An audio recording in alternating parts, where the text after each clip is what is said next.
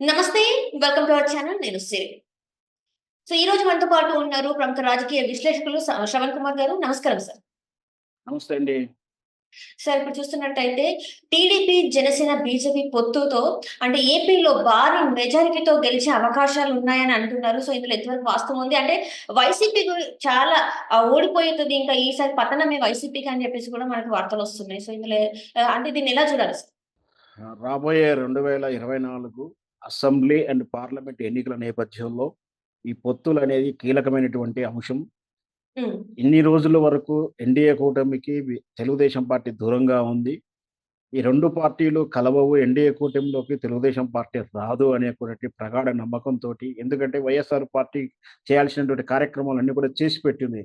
అంటే హ్మ్. టీడీపీని ఎంత విలన్ చేయాలో, ఎన్ని పితూర్లు మోయాలో మోడీకి, అమిత్ షాకి చెప్పి టీడీపీని దూరం చేసేటువంటి కుట్రతోటి చాలా ప్రయత్నాలు చేసినప్పటికీ అమిత్ షా అంటే భారతీయ జనతా పార్టీ ప్రధాన నాయకుడైనటువంటి అమిత్ షా గారు ఆ హ్మ్. ఎన్నికల నేపథ్యంలో వాళ్ళ ఎత్తుగడలు, వాళ్ళ వ్యూహాలు భారతీయ జనతా పార్టీ ఒక సాంప్రదాయబద్ధంగాను, ఒక ట్రెడిషనల్‌గా ఉంటుంది. అంటే వాస్తవ పరిస్థితులను వాళ్ళు అధ్యయనం చేస్తుంటారు.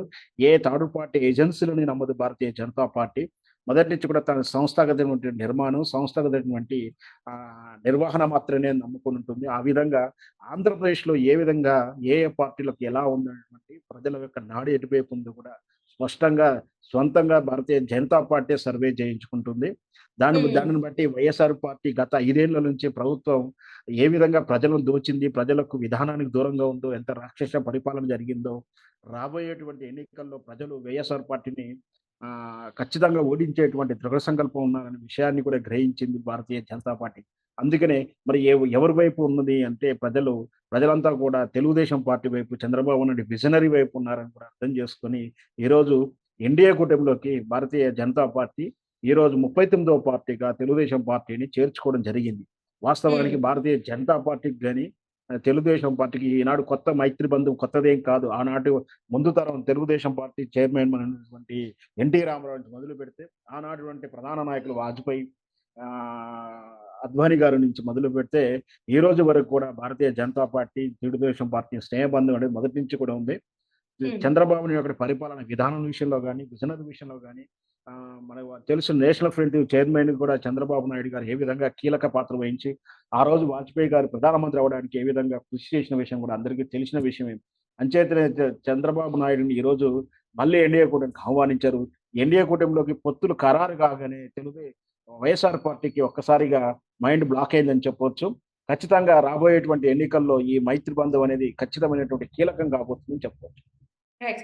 అంటే ఇప్పుడిక్కడ చూస్తున్నట్టయితే మరి టీడీపీ, జనసేన, బీజేపీ కూటమిని ప్రజలెలా ఆహ్వానించబోతున్నారు సార్? ఖచ్చితంగా అండి. ఇప్పుడు ఖచ్చితంగా ఆంధ్రప్రదేశ్ ప్రజలైతే మార్పులు కోరుకుంటున్నారు. ఏదైతే అభివృద్ధిని కాక్షించి, ఏదైతే అభివృద్ధిని కాదనుకోని ఇప్పుడు కేవలం ఆకర్షణ పథకాల వల్ల జగన్మోహన్ రెడ్డి ఆనాడు ఎన్నికల విధానంలో చెప్పినటువంటి ఆకర్షణీయమైనటువంటి స్లోగన్స్, స్పెషల్ స్టేటస్ తీసుకొస్తామంటూ, నిరుద్యోగులు ఉద్యోగ కల్పన అంటూ చెప్పేసుకొచ్చి, కేవలం 2000, 3000, రూ. 5000 టెంపరరీ ఉద్యోగాలైనటువంటి వాలంటరీ ఉద్యోగాలు ఇచ్చేసి, అదే నేను రాష్ట్రానికి ఇచ్చినటువంటి యువతకి ఇచ్చిన ఉద్యోగాలను ప్రగల్భాలు పలుకుతుంటే, నిజంగా యువత నిజంగా గ్రహించింది ఈరోజు. దాంతో పాటు అభివృద్ధి లేదు, ఉద్యోగ కల్పన లేదు. తనతో సమానంగా ఉన్నటువంటి ఆంధ్రప్రదేశు, హైదరాబాద్ ఏ విధంగా డెవలప్ అవుతుంది.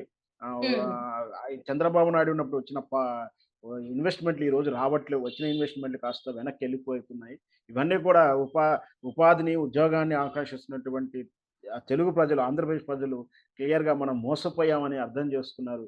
కాబట్టి ఖచ్చితంగా ఈసారి విజనరీ అయినటువంటి తెలుగుదేశం పార్టీ చంద్రబాబు నాయుడు వైపు మొగ్గు చూపిస్తూ ఎట్లాగైనా సరే చంద్రబాబు నాయుడు మనం కోల్పోయి ఎంత నష్టపోయామో మనకు అర్థమైపోయింది. తిరిగి తప్పిదం మళ్ళీ చేయకూడదనుకుంటున్నారనే విషయాన్ని గ్రహించారు మన ఆంధ్రప్రదేశ్ ప్రజలు. ఖచ్చితంగా ఇప్పుడు అందరూ కూడా చంద్రబాబు నాయుడు వైపే తెలుగుదేశం పార్టీ ఎప్పుడు గెలిపించుకొని మన ముఖ్యమంత్రి చంద్రబాబును చేయాలని ఎదురు చూస్తున్న తరుణం ఉంది. దానివల్లనే ఈ పొత్తులు కూడా ఖచ్చితంగా ప్రజలు ఈ పొత్తులతో పాటు నేషనల్ వైస్‌గా చూస్తే నరేంద్ర మోడీ మానియా నడుస్తుంది. హ్మ్. మరోసారి నరేంద్ర మోడీ గెలిచే అవకాశాలున్నాయి. దాంతో పాటు అంటే కేంద్రంలో నరేంద్ర మోడీ ఈరోజు ఎన్‌డీఏ భాగస్వామ్యంలో తెలుగుదేశం ఉండడం వల్ల భవిష్యత్తులో చాలా ప్రయోజనాలుంటాయని కూడా పాజిటివ్ వేగా ఆలోచిస్తున్నారు. ఖచ్చితంగా ఈ ఈ మైత్రి బంధం ఆంధ్రప్రదేశ్ అభివృద్ధికి ఉపయోగపడుతుందని చెప్పొచ్చు. రైట్. అట్లాగే ఇక్కడ ఇప్పుడు చెప్పారు కదా సార్ కొత్తది కన్ఫర్మ్ అయిందని చెప్పి. కాకపోతే ఏపీలో ఏ ఏ స్థానాలలో అంటే టీడీపీ, జనసేన, బీజేపీ అంటే స్థానాలేంటి సార్ అసలు పోటీ చేసే స్థానాలు? అంటే ఇప్పుడు బీజేపీకి అంటే ఇంతవరకి మనకి నిన్న మొన్నటి వరకు పొత్తు ఇంకా కన్ఫర్మ్ కాలేదు. కానీ ఇప్పుడు పొత్తు కన్ఫర్మ్ అయింది కదా! ఇప్పుడు ఏ ఏ స్థానాల నుంచి పోటీ చేసే అవకాశం ఉంది?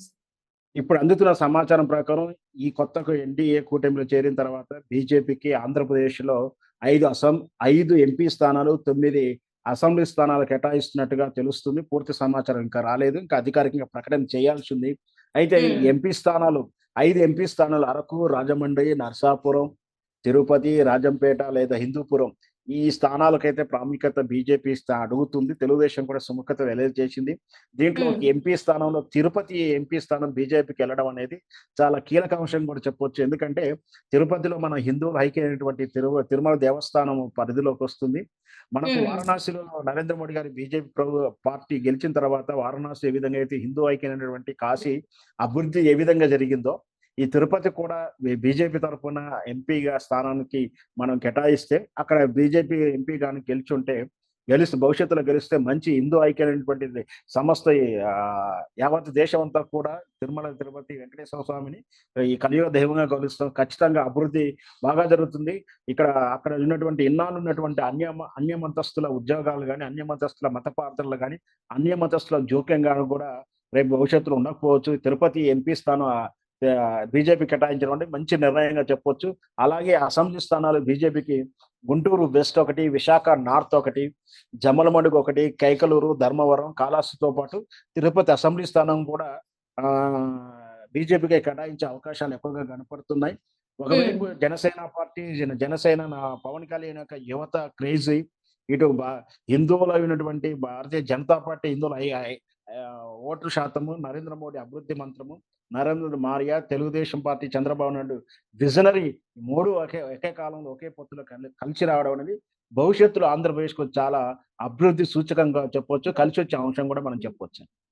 అయితే ఇప్పుడు చూస్తున్నట్టయితే సార్ మరి ఆంధ్రాలో అయితే మన బీజేపీకి చాలా అంటే చాలా తక్కువ మెజారిటీ అంటే ఓటు శాతం అనేది చాలా తక్కువ ఉంది. మరి ఈసారి మరి ఎలా ఉండబోతుంది సార్? అంటే అక్కడ మనము ఇక్కడ విభిన్నమైన పరిస్థితుంటాయి. రాష్ట్ర వ్యాప్తంగా అసెంబ్లీ స్థానాలను చూస్తున్నప్పుడు ప్రాంతీయ పార్టీలను, ప్రాంతీయ వ్యక్తులను దృష్ట్యా చూసి ఓటింగ్ ఏస్తారు. హ్మ్. పార్లమెంట్ ఎన్నిక దృష్ట్యా చూస్తే మాత్రం జాతీయ భావాలు, జాతీయ హక్కులను, జాతీయ సంపదను కాపాడేటువంటి విషయాన్ని కేంద్రీకరిస్తున్నారు. దాంట్లో మొదటగా భారతీయ జనతా పార్టీకి నేషనల్ వైస్ చూస్తే అంటే అసలు లోకసభ స్థానాలు చూస్తే ఖచ్చితంగా వాళ్ళకు ఓటు శాతం పెరిగింది. ఇంకా పెరుగుతుందని కూడా చెప్పొచ్చు. అయినా కూడా హ్మ్. తెలుగుదేశం పార్టీతో పొత్తు అనేది కలిసొచ్చే అంశం కాబట్టి ఇక్కడ తెలుగుదేశం పార్టీ నుంచి ఎంపీలు వచ్చినా లేదా భారతీయ జనతా పార్టీ డైరెక్ట్ ఎంపీలు వచ్చినా కూడా రెండూ కూడా రాష్ట్ర ప్రయోజనాలను కాపాడుతూ జాతీయ స్థాయిలో పోరాడటానికి ప్రతినిధులుగా ఆంధ్రప్రదేశ్ నుంచి ఒక బలమైన నాయకులను పంపించినట్టుగా ఉంటుంది కాబట్టి భారతీయ జనతా పార్టీకి 5 సీట్లున్నా ఆ హ్మ్. మిగతా మిగతా సీట్లు తెలుగుదేశం పార్టీకి కూడా భారతీయ జనతా పార్టీగానే భావించాలి.